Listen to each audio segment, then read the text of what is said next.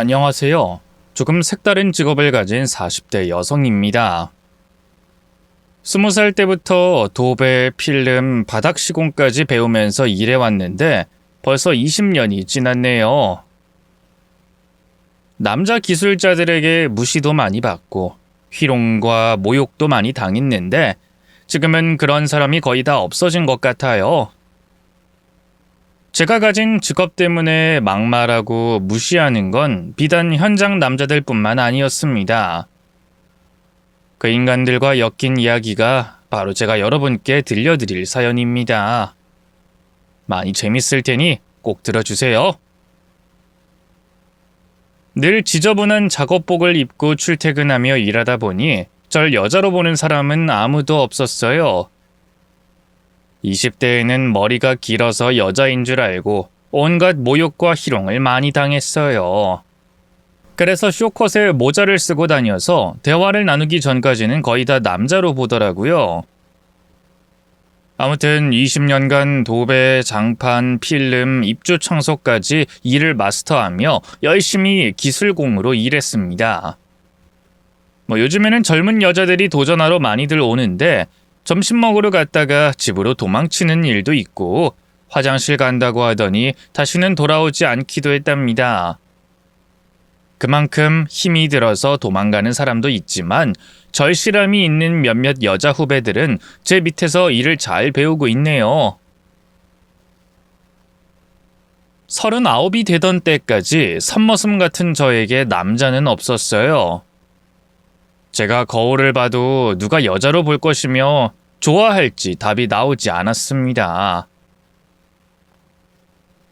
어느 날 회사 사무실에 도배와 필름 의뢰가 들어와서 저와 후배들은 시공을 하러 갔어요. 제가 긴 팔을 쭉쭉 뻗으며 쉽게 일을 하자 사무실에 있던 직장인 하나가 저에게 관심을 가지더군요. 우와, 실력이 보통이 아니네요. 여자분이 남자분들보다 훨씬 더 기술력이 뛰어난데요? 고객님 고맙습니다. 기술력이 좋다는 말보다 여자로 알아봐줘서 완전 고맙네요. 평소엔 다들 절 남자로 보거든요. 어딜 봐서요? 누가 봐도 예쁜 기술자신데요. 전 기술자님이 들어오실 때 웬 천사가 오시나 했다니까요. 헐, 진심이에요? 제가 40이 되도록 그런 말은 처음 들어봅니다. 고객님이 립 서비스가 보통이 아니네요. 아니, 전 진심이에요. 못 믿겠어요? 그럼 저랑 데이트합시다. 정식으로 데이트 신청합니다. 그는 저에게 명함을 내밀었고 일 끝나면 저와 저녁을 같이 먹자고 하더군요. 관심을 받는 게 기분 좋기도 했고 절 예쁘다고 칭찬해주는 사람을 앞으로 볼 일이 없을 것 같았기 때문에 그와 저녁 식사를 하게 됐어요. 땀에 절은 제 모습이 끝까지 예쁘고 매력이 있다고 했고 일하는 모습이 진짜 멋있고 아름다워 보인다고 엄청나게 띄워줬죠. 그날 이후로 자주 연락이 왔고 만남이 이뤄지고 나서 그 남자 고객과 연인 사이가 됐습니다. 제가 모태솔로까진 아니지만 오랜만에 연애를 하다 보니 매우 어색했어요. 이와 손을 잡는 것도 쑥스러웠고 늦은 밤까지 데이트를 하고 숙박업소에 들어가 같이 밤을 보내는 것 역시 어색하고 불편하기도 했답니다. 남자친구가 몇 달 동안 제가 마음을 열기까지 기다려주겠다고 해서 스킨십을 좀 늦게 하게 됐네요. 2년의 연애를 하고 나서야 그이와 불타는 사랑을 나눌 수 있었고 마음까지 터놓고 이야기할 수 있는 소울메이트가 됐죠. 나이 40이 넘어서 결혼이 급해진 저와 남자친구는 양가 부모님께 인사를 드렸어요. 친정 부모님은 이제야 제가 남자를 만나 시집을 가게 됐다며 그이에게 고맙고 감사하다며 결혼 취소하지 말고 꼭 데려가라고 유머러스하게 허락해 주셨어요. 그리고 시댁에 인사를 가게 됐는데 시어머니와 시동생 둘이 절 보는 게 곱지 않았습니다. 쇼컷에 옷을 차려입긴 했지만 근육젤인데다 손에 굳은 살이 많아서 여자답지 않다고 보신 거죠. 예비 시어머니는 절 처음 보고 이렇게 말씀하셨습니다. 뭐야, 여자야, 남자야? 무슨 이런 머슴 같은 애를 데리고 왔냐? 엄마, 말씀을 왜 그렇게 하세요? 겉은 건강해 보이고 마음은 예쁘고 여리여리한 사람이에요. 참, 살다 살다 이렇게 덩치 큰 여자는 처음 보네. 아가씨, 나이가 몇이야? 41살이에요. 아이고, 많기도 하네. 내 아들보다 1살 어리네. 하는 일은 뭐고? 도배 필름 장판 시공하고 있어요. 입주 청소도 하고 있고요. 뭐? 그건 노가다 아니야? 못 배운 남자들이 하는 허드렛 일 아니냐고? 그렇게 보실 수도 있는데 요즘은 2030 세대들도 많이 들어오고 있어요. 뭐가 됐든 노가다꾼이라는 거잖아. 내 아들은 회사의 수장인데 노가다꾼인 아가씨랑 결혼한다는 건 아무리 생각해도 이해가 안 돼. 제가 하는 일에 색안경을 쓰고 보시는 어른들이 많기 때문에 시어머니의 말씀에 상처를 받진 않았어요. 예비 남편이 중간에서 지금 제가 하는 일이 얼마나 대단하고 자랑스러운지 대변해줬고, 시어머니는 당신 생각만 하시며 노가다꾼이 며느리로 들어오는 건 싫다고 하셨어요. 그래서 헤어져야 하나 싶어 인사를 드리고 고민에 빠졌는데 예비 남편이 결혼을 강행하겠다고 해서 믿고 따르기로 했습니다. 그이가 고집불통으로 정평이 나 있어서 그렇게 된 거죠.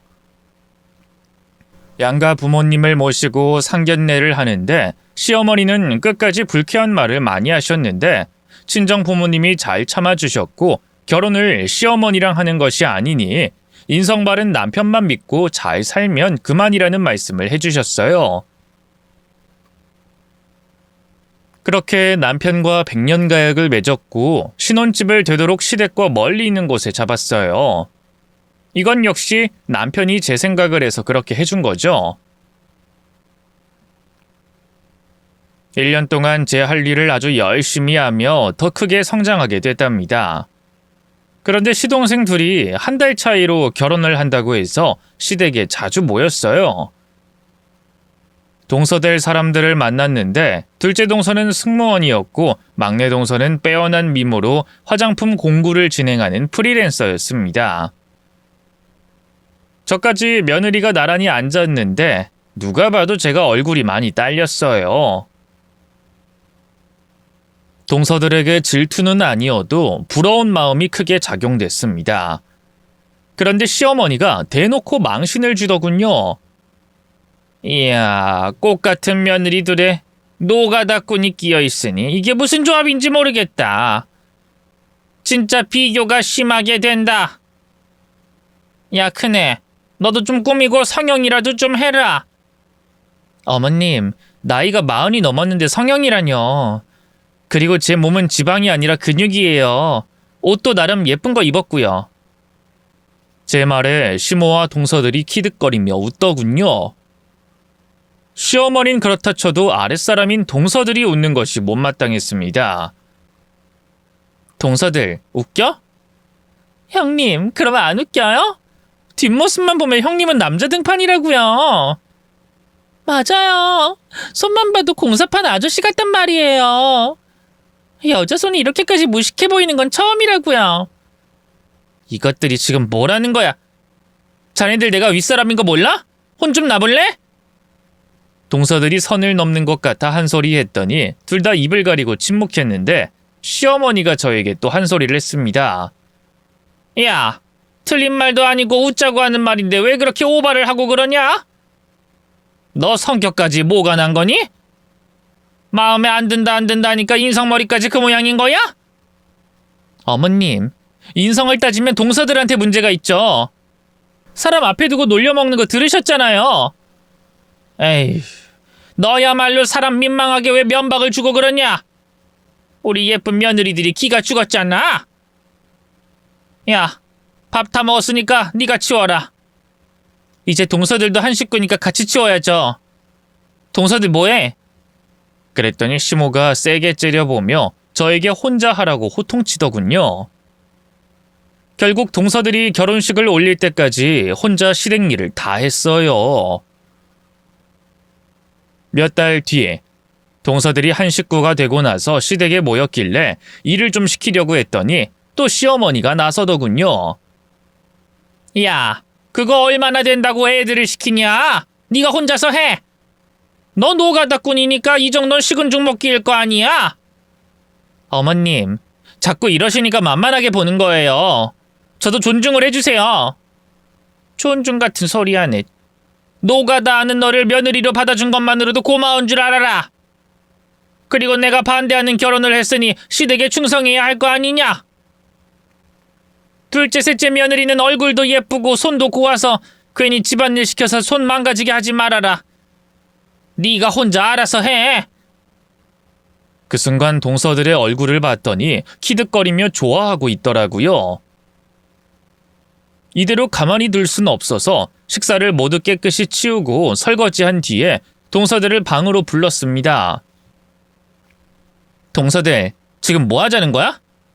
한 식구가 됐고 내가 윗사람이면 최소한 예의는 지켜야지. 시어머니가 하지 말란다고 했다고 가만히 앉아서 주는 밥만 얻어먹으면 돼? 여긴 시댁이야. 그리고 나도 똑같은 며느리라고. 형님, 이렇게 따로 불러서 갈구시는 거 보니까 진짜 무식해 보여요. 못 배운 티가 팍팍 난다고요. 노가다꾼들은 이런 게 아무렇지 않을지 몰라도 저흰 이런 취급 받아본 적이 없어요. 그래요, 형님. 노가다 뛰는 형님과 저흰 차원이 다르다고요. 어머님 말씀 들어보니 형님은 그냥 일 시키고 부려먹으려고 며느리로 들였다고 했어요. 저희한텐 형님을 무시해도 상관없다고 가르쳤다고요. 이것들이 말로 해도 못 알아듣네. 내가 무식하다고? 동서들이야말로 사람을 우습게 보고 인신공격하는 거 크게 문제 있어. 무식한 건 내가 아니라 자네들이라고? 형님, 저희 명문대 4년제 나왔어요. 형님은 고졸이라면서요. 근데 저희한테 무식하다고요? 이거 참 어이가 없네요. 나이 많고 손윗동서라고 참고 들어주려는데 기분 나빠서 더는 못 들어주겠네요. 형님, 시댁에서 어머님이 왕이고요. 우린 시어머니가 하라는 대로 하는 자식들이라고요. 이것들이 진짜! 거의 손이 올라갈 뻔했는데 겨우 참았고 다시 처음부터 가르치려고 했어요. 그런데 목소리가 크게 들렸는지 시어머니가 방으로 들어오시더니 저에게 쓴소리를 하더군요. 이게 지금 뭐 하는 짓이야? 감히 내 며느리들을 집합시켜서 갈구는 거야? 야, 여기가 노가다 판인 줄 알아? 어디서 무식하고 천박하게 내 며느리들을 구박하고 못살게 굴어? 어머님, 그게 아니라 기본 예의를 지키자는 조언하는 중이었어요. 니깎게 무슨 조언이야? 못 배운 게 명문대 출신 애들한테 무슨 조언을 하겠다고. 집어치우고 넌 내 집 청소랑 빨래나 좀 해라. 우리 며느리들은 나랑 같이 외출 좀 다녀올 테니까. 어머님, 저만 남아서 집을 치우라고요? 왜요? 제가 무슨 잘못을 했는데요? 거참, 시키면 시키는 대로 좀 해라. 넌 같은 말을 꼭 2번씩 하게 만들더라.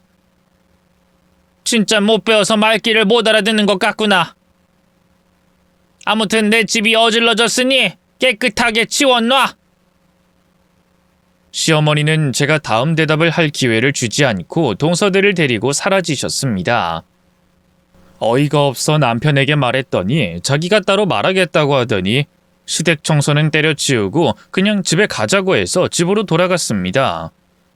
그러자 어김없이 전화가 와서 왜 그냥 집에 갔느냐고 핸드폰이 터져라 소리를 지르셨습니다.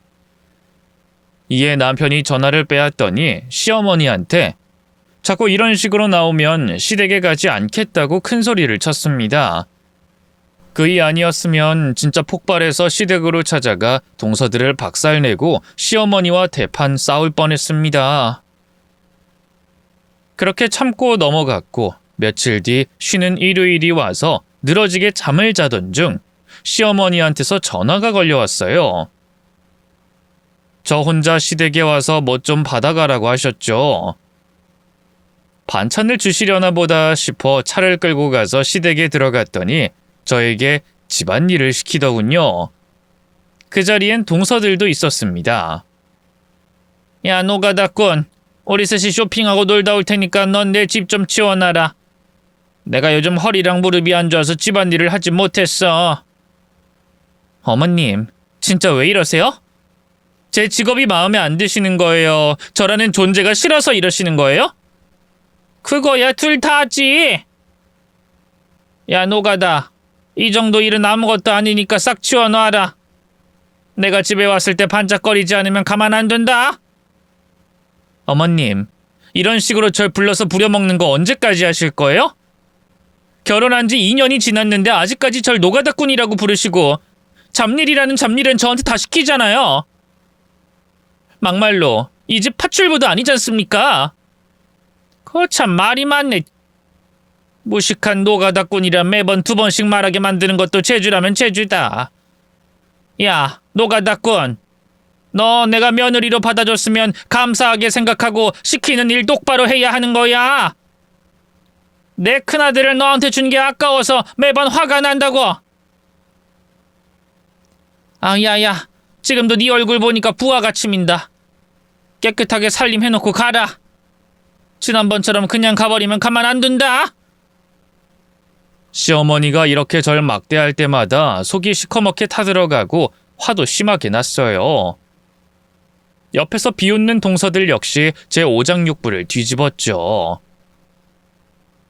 그냥 집에 갈까 하다가 괜히 일만 더 커질 것 같으니 그냥 시댁살림을 치워놓고 집으로 돌아왔습니다.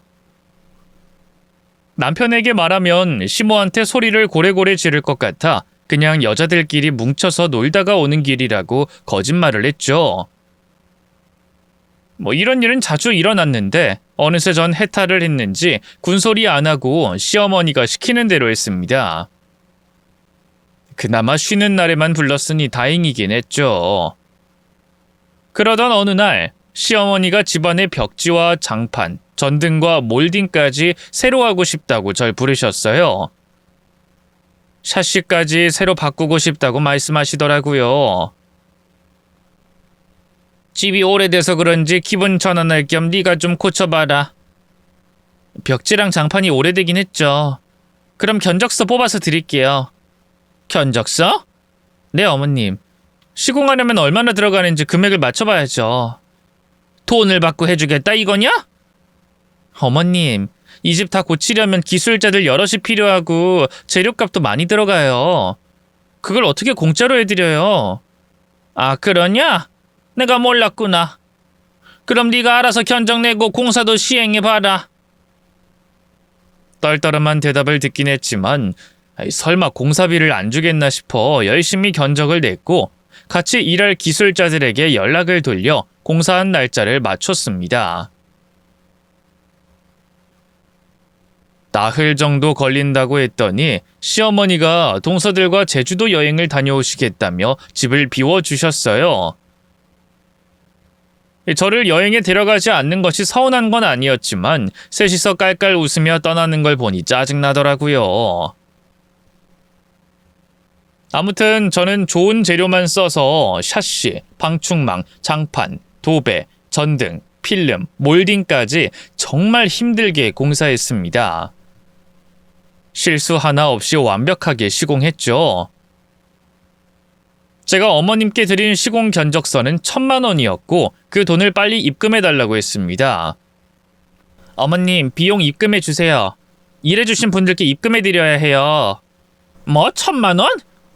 야, 장난하냐? 공 하나를 더 붙여서 바가지 씌우려는 거지? 네? 어머님, 자재값만 수백만 원이에요. 그리고 제 인건비를 뺀 거예요. 다른 집이었다면 못해도 1,500만 원을 받았을 거라고요. 웃기고 있네. 야, 나한테 그런 돈 없으니까 네가 알아서 해결해라. 어머님, 이건 좀 아닌 것 같아요. 저를 막 부려먹는 건 이해하지만 다른 기술자들에게 줘야 할 돈은 어머님한테 받아야겠어요. 아이씨고, 이게 꼴랑 집 좀 고쳐줬다고 생색을 내네. 야, 너한테 제대로 받은 것도 없는데 내가 왜 돈을 주겠냐? 예단해줬다고 생각하고 돈 받을 생각은 하지 말아라. 정말 기가 막혔습니다. 짐을 옮겨가며 힘들게 공사를 다 했더니 한 푼도 주지 못하겠다니. 아무리 시어머니지만 이건 아니라고 생각했어요. 끝까지 돈을 받아내려고 매일 전화해서 요구했는데 계속 배째라고 나오셨습니다. 결국 기술자들의 페이를 제 사비로 입금해드렸고 자재비도 모두 제가 부담한 것으로 처리했습니다. 일을 힘들게 하고 이렇게 욕 들어먹고 돈까지 못 받는 경우는 처음이었네요. 이 사실을 알게 된 남편은 자기 돈을 저에게 주겠다고 했는데 어차피 남편 통장을 제가 관리하고 있었으니 그럴 필요 없다고 했어요. 그이는 저에게 굉장히 미안해했고 시어머니한테 가서 따지기도 했답니다. 그런데 며칠 뒤에 시댁에 식구들이 모이게 됐어요. 그놈의 시댁은 왜 이렇게 자주 모이는지 불편하고 싫은데 억지로 찾아갔습니다. 당연히 제가 밥을 차렸고 남편이 옆에서 도와줬죠. 시동생들과 동서들은 꿈쩍도 하지 않고 편하게 앉아 있었습니다. 식사를 다 차리고 식사를 하던 도중 동서들이 제가 인테리어한 집안을 평가하더군요. 형님, 노가다꾼이 맞긴 한가 봐요. 아주 깔끔하게 잘 됐네요. 그러게요, 형님. 실력 있으세요. 굼벵이도 구르는 재주가 있다는 말이 맞긴 한가 봐요. 동서들, 말 좀 가려가면서 하지. 조심해. 형님도 참. 우리가 형님이 편하고 좋아서 하는 말이잖아요. 예민하게 굴긴. 전 한기로 흘리고 참고 있었습니다. 그런데 시어머니가 말 같지도 않은 소리를 시작했습니다. 이 집 인테리어가 마음에 드니? 우리 며느리들이 좋다고 하니 정말 그런가 보네. 굼벵이가 구르는 재주가 있겠어? 야, 노가다꾼. 재주 부린 김에 네 시동생들 집도 새로 고쳐줘라. 형님, 정말 저희들 집도 좀 해주세요. 어머님한테 공짜로 해주셨으니 우리한테도 공짜로 해주시는 거죠? 저는 기가 막혀서 피식 웃었습니다. 동서대, 말 같은 소리래. 인테리어가 한두 푼 들어가는 줄 알아? 뭐 원하면 돈 드릴게요. 대신 가족이니까 절반만 받으세요. 우리가 형님한테 일감 주는 거니까 고맙게 생각하고 해주세요. 동서, 나 아주 바쁜 사람이야. 자네들 아니어도 일이 무수히 많이 들어와서 하루도 못 쉴 만큼 바쁘다고. 그리고 반값에 해달라고? 이 도둑년들아. 업자들한테 그런 소리 했다간 니들 쌍욕 먹어. 헐, 형님 자만심 장난 아니네요. 그깟 노가다가 뭐라고? 그럼 우리가 돈 다 줄 테니까 와서 해줘요. 돈 주고 형님한테 갑질하면 재밌을 것 같네. 됐거든? 동서, 제발 좀 그 입 좀 다물어. 내가 해탈해서 니들한테 뭐라 안 하고 가만히 있는 거니까 그만 좀 긁어대라. 그러자 시어머니가 저에게 밥숟가락을 던지더군요. 이 모식한 노가다꾼이 어디 예쁜 내 며느리들한테 충고짓거리야? 야, 이깟 도배 좀 해줬다고 그렇게 생색이냐? 그리고 한 식구끼리 공짜로 반값에 해줄 수도 있는 거지 치사하게 거절하냐? 어머님, 뭐 하시는 거예요? 숟가락 집어 던지신 거예요? 그래, 이 노가다녀나. 젓가락도 던져주랴? 옛다, 이 천박한 노가다녀나. 수저에 이어 젓가락을 집어 던졌고 밥그릇까지 던지더군요. 거기서 화를 참을 수 없던 저는 밥상을 엎어버렸습니다. 와장창 소리가 나며 그릇이 깨지고 반찬이 바닥에 범벅이가 되었습니다. 도저히 못하겠네요, 어머님. 동서들이 하는 말이나 행동 정말 더는 상종하지 못하겠어요. 이게 무식하다 하니까 진짜 무식한 짓을 하네. 이래서 사람은 배워야 한다는 거야. 이 멍청한 노가다꾸나. 당장 무릎 꿇고 사과하고 다시 와. 싫은데요. 난 오늘부로 이 집에 오지 않겠습니다. 여보, 당신 봐서 참으려고 했는데 도저히 안 되겠어. 내가 한 짓이 심하다 생각이 들면 이혼해 줄게. 여보, 아니야. 잘했어. 아주 잘했다고. 당신이 밥상을 뒤집어 엎어버리지 않았더라면 내가 엎어버렸을 거야. 다들 오늘부로 연 끊읍시다. 내 아내를 막대하는 엄마 재수씨들, 그리고 가만히 구경하는 동생놈들 다 똑같아. 이런 인간들이랑은 한 식구를 살 수 없어. 난 내 아내를 선택했고 앞으로 남은 인생 살 테니까 다들 알아서 잘 처먹고 살든지 말든지 알아서 해. 그이가 벌떡 일어나 소리를 지르자 잠시 침묵이 흘렀습니다. 남편이 제 손을 잡고 시댁을 벗어나는 순간 시어머니와 동서들의 욕이 제 귀에 들렸답니다. 어머님, 형님 진짜 엄청 무식하네요. 누가 감히 시댁에서 밥상을 엎어요? 그러게요, 어머님. 저런 며느리가 집안에 있는 것보다 없는 게 훨씬 나을 테니 이번 기회에 연 끊어버리세요. 시어머니는 마지막으로 젓가락을 저에게 던지며 작별 인사를 하더군요. 세상에, 너처럼 천박하고 무식하며 아나무인인 년은 처음 봤다. 네가 내 아들하고 결혼한 것도 억울한데 감히 내 아들이 천륜을 끊겠다는 말까지 하게 해? 어머님, 제 남편 말 못 들었어요? 이가 밥상 엎어버릴 수도 있었다잖아요. 그게 다 너한테 옮은 거잖아. 무식함이 옮았단 말이야. 야, 큰아들, 너 그대로 나가면 가만 안 둔다. 넌 들어오고 저 노가단 년만 나가라고 해. 이에 남편은 소리를 크게 질렀습니다. 제발 그만 좀 해요. 내 아내가 이 집의 몸종이에요? 파출부 취급하고 인격 목욕하는 거 더는 못 참아요. 우리 둘은 나갈 테니 다신 연락하지도 맙시다. 그렇게 남편이 제 편을 들어줘서 시댁을 나오며 아주 조금 시원했어요. 그이는 연신 미안하다 사과를 하며 지난 날을 잊어달라고 했어요. 여보, 내가 중간에서 아무것도 못한 것 같아서 미안해. 당신이 욕먹고 무시당하는 걸 제대로 해결 못해서 이렇게까지 된 거야. 모두 못난 내 탓이야. 미안해. 무슨 소리야. 당신은 충분히 중간에서 화도 많이 내주고 경고도 많이 했어. 그런데도 어머님이랑 동서들이 변하지 않은 거라고. 아니, 자기들이 무슨 잘못을 하고 있는지 모르는 거야.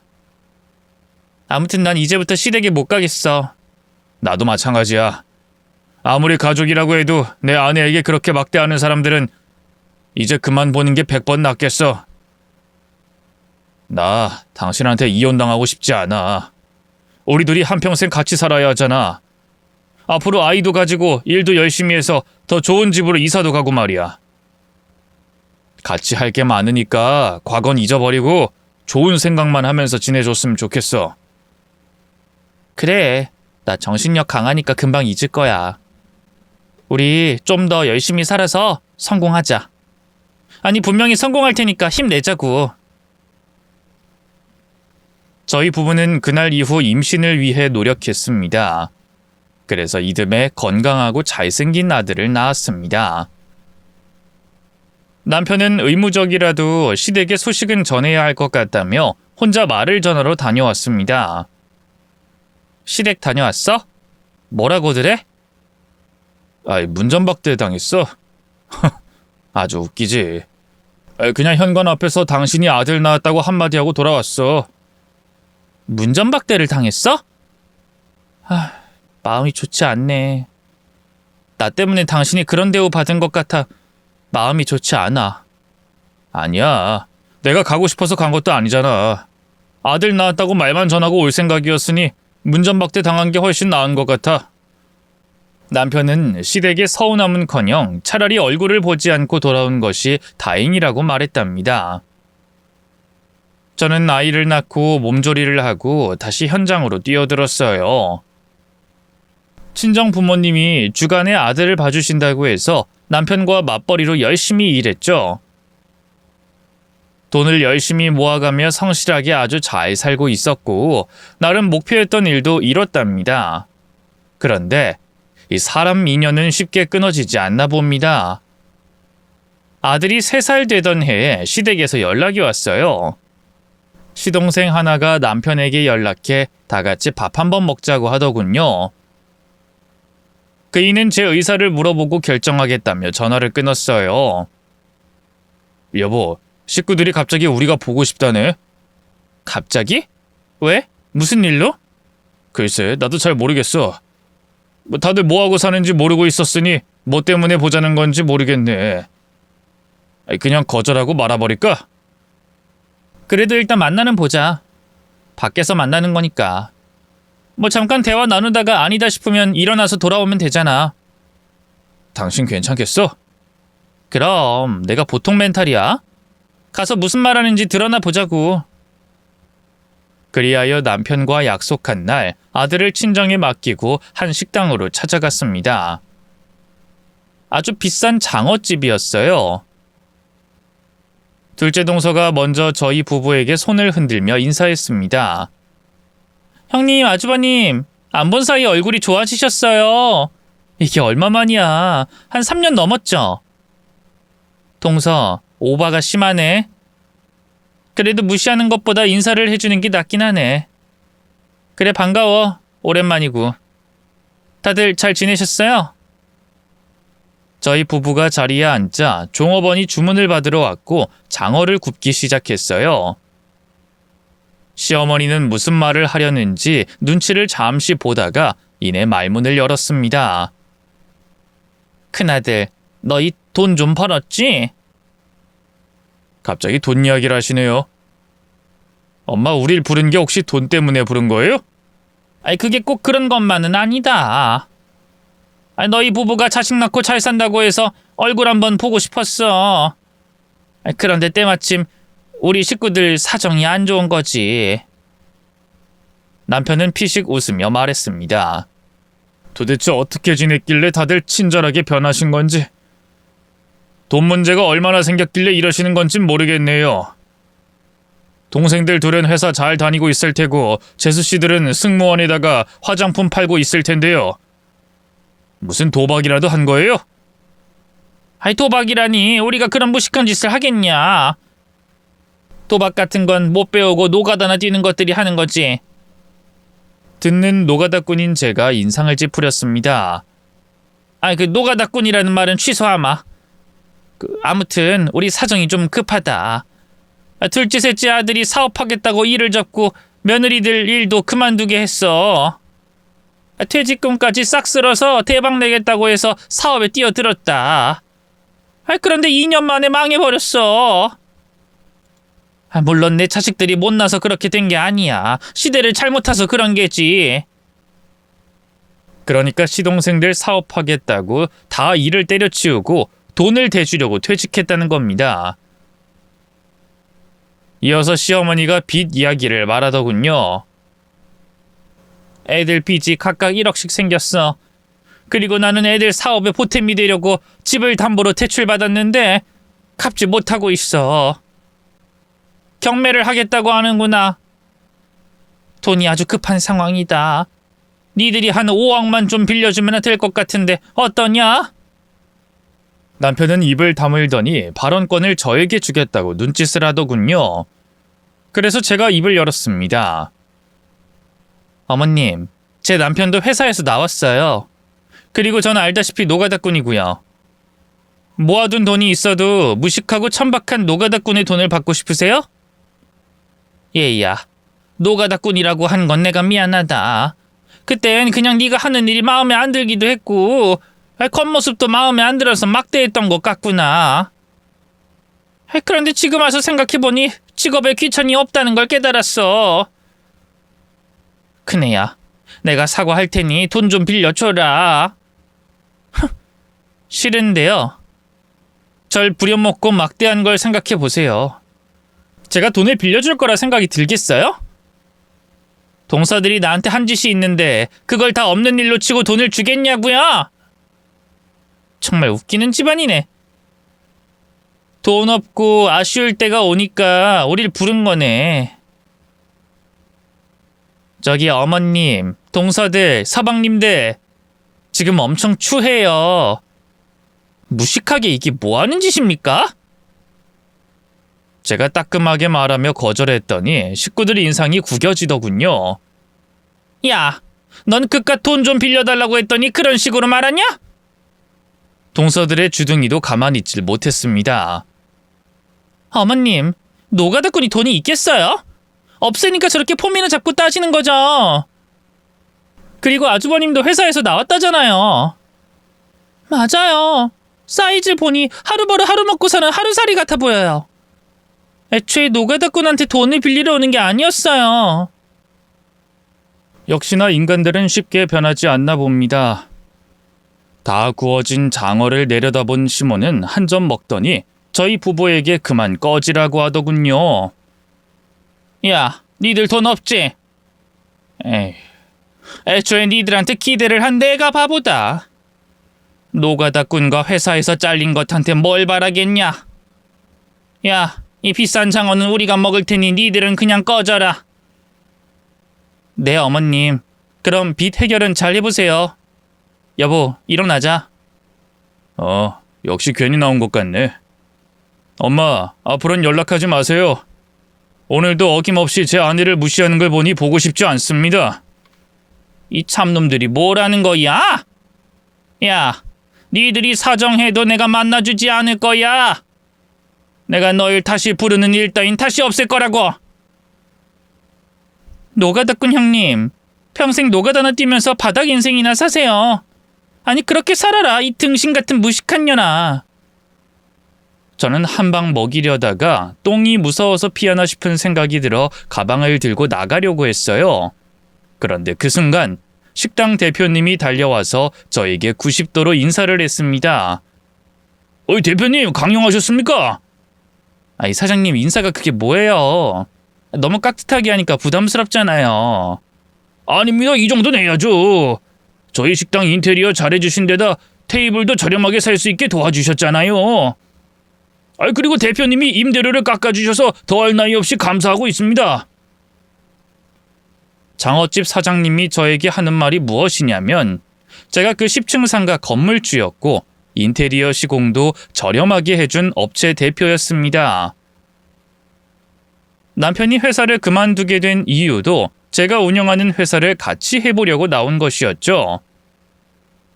한 달에 임대료만 수천만 원을 받았고 시공일로 월 매출 10억을 달성하는 대표가 바로 저였습니다. 장어집 사장님은 허리를 굽힌 채 계속 감사 인사를 전했습니다. 대표님, 저희 부부가 어려웠는데 많은 걸 도와주셔서 감사해요. 제가 여기 테이블 음식값은 받지 않겠습니다. 사장님, 그게 무슨 소리예요. 그런 식으로 퍼지면 금방 망해요. 그리고 이 테이블에서 장어 한 점도 안 먹었으니까 이 사람들이 계산할 거예요. 그렇군요. 알겠습니다. 아무튼 찾아주셔서 고맙습니다, 대표님. 제 능력이 어떠한지 제대로 들은 시댁 식구들은 바로 제 팔을 잡더군요. 그나가, 흥분해서 일어나지 말고 앉거라.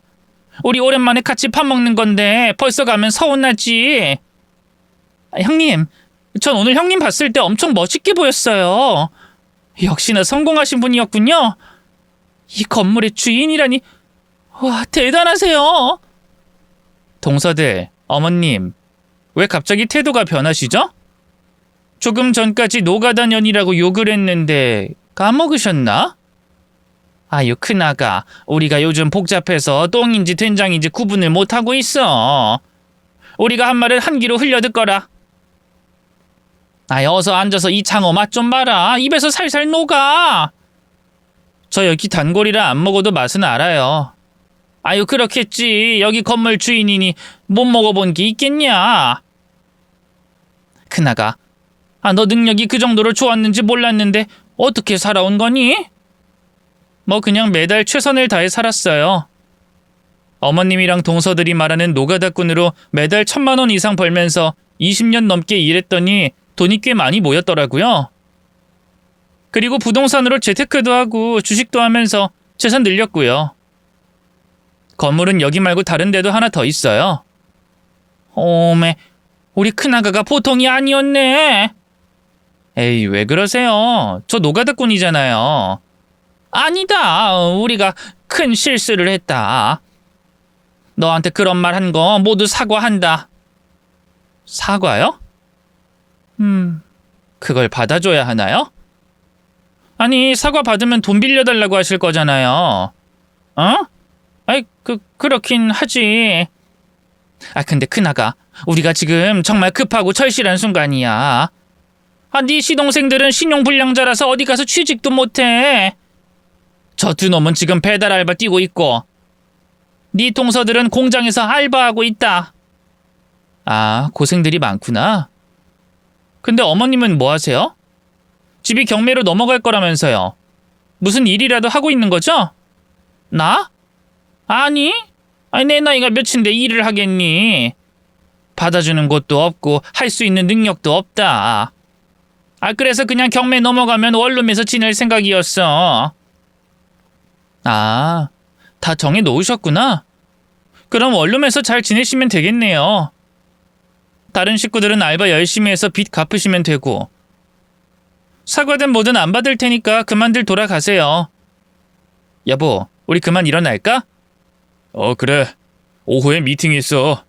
신축 아파트 실내 공사를 우리한테 맡긴다고 해서 견적 내고 협상해야지. 거기? 수십억 매출 나오겠네. 어머님, 동서들 들었지? 우리가 이렇게 바빠서 오래 못 있겠네. 그만 알아서들 잘 살고 다음엔 보지 맙시다. 제가 차갑게 사과를 받지 않고 돌아서자 시어머니가 어떻게 하면 받아줄 거냐고 묻더군요. 큰아가, 그 상처가 깊었다면 정말 미안하다. 우리가 어떻게 해야 용서를 받아주고 돈을 빌려주겠니? 네가 쌓인 게 많으면 우리 얼굴에 딱이라도 날리거라. 물론 난 제외하고 네가 극도로 싫어하는 네 동서들 후드려 패주렴. 어머님, 무식하게 손찌검을 하라뇨. 난 무식한 여자가 아니에요. 그렇지. 넌 똑똑하고 지혜로운 사람이지. 그러니 건물주도 되고 수십억 매출을 올리는 사업자 아니겠냐? 우리가 시키는 대로 다 할 테니까 제발 좀 도와주거라. 사람은 고쳐 쓰는 게 아니라고 했는데. 그럼 일단 다들 여기 바닥에 무릎부터 꿇으세요. 제가 당한 수모의 100분의 1이라도 느껴보세요. 어서요. 제 말에 다들 쭈뼛거리며 가만히 있더군요.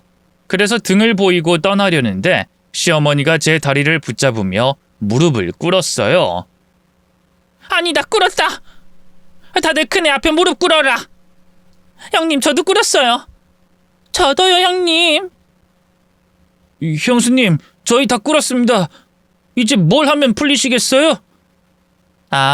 그럼 두 손을 싹싹 빌어보세요. 저한테 했던 행동들 모두 진심으로 사과하세요. 손바닥이 시뻘개지도록 빌란 말이에요. 그러자 모든 걸 내려놓은 시댁 식구들은 비나이다를 하듯이 싹싹 빌더군요. 그 사이 저와 남편은 테이블에 앉아 장어를 먹기 시작했어요.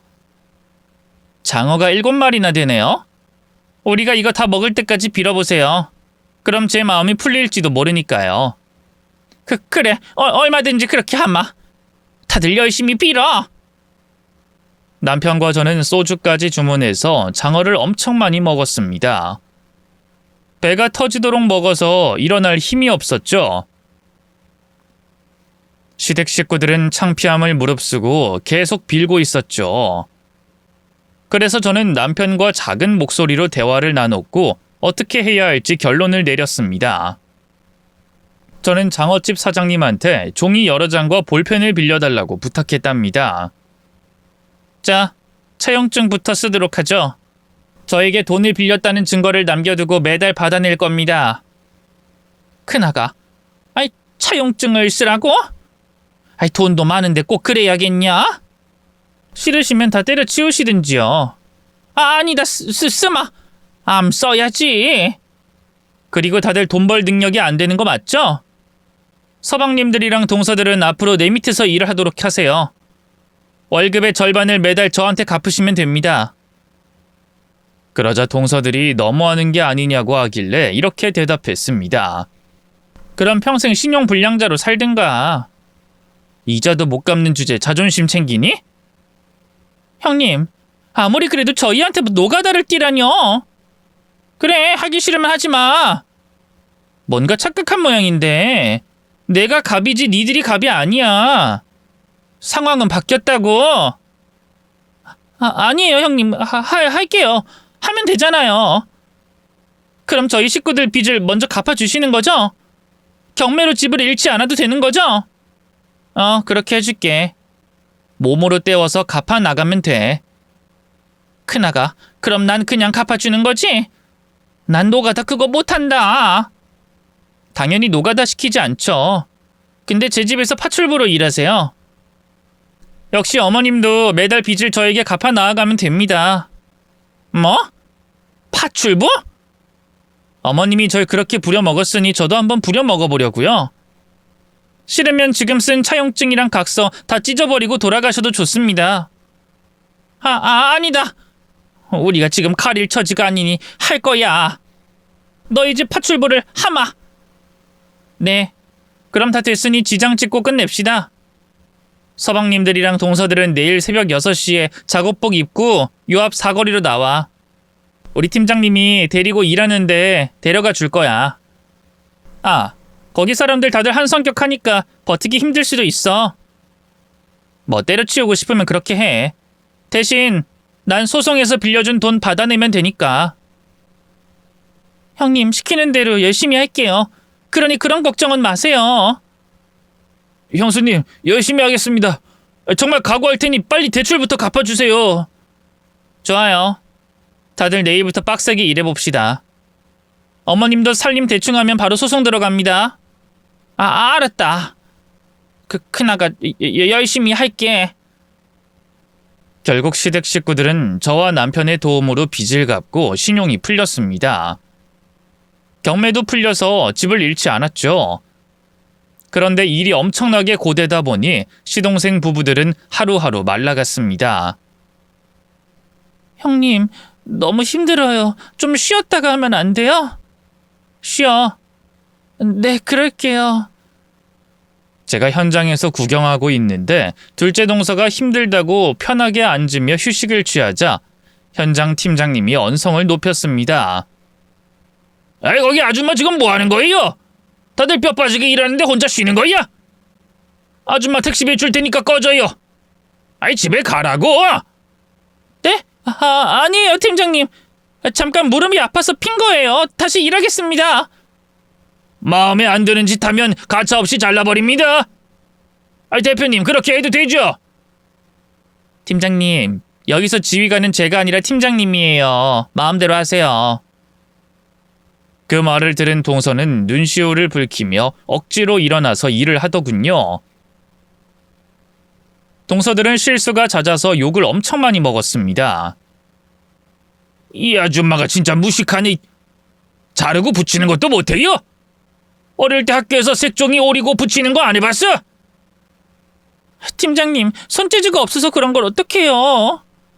꼭 무식한 것들이 손재주가 없다는 소리라지. 안 되겠어. 무식한 두 아줌마는 쓰레기나 치우고 있어. 전 구경하면서 깔깔 웃었습니다. 시동생 부부들은 그렇게 현장에서 맨날 욕을 먹어가며 일을 했습니다. 한편 제가 집에 갔을 때 시어머니는 살림을 하고 저녁을 차리고 있었습니다.